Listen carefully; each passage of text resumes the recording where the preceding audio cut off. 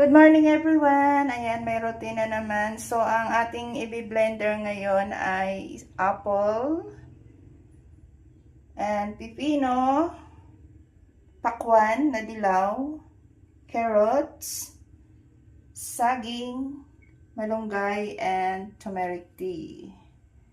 Ayan, wag po tayong mapagod na magganito kasi hindi nga tayo napagod kumain. So, kailangan ng ating kidney na malinis pang detox natin sa ating mga sa loob ng ating tiyan.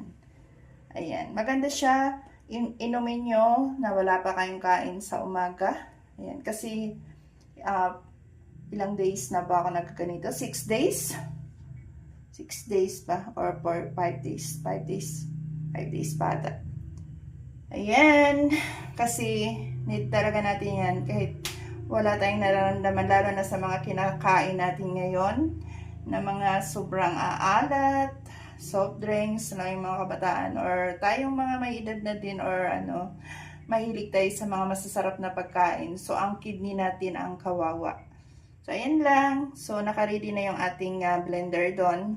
Dinagdagan ko lang siya ng pakwan. So, hindi ko na tinanggal yung buto kasi ang buto ay may benefits din daw. Sabi nung doktor na pinapanood ko sa Facebook. So, ang buto ng pakwan ay nakakatulong din daw. So, hindi natin tinanggal.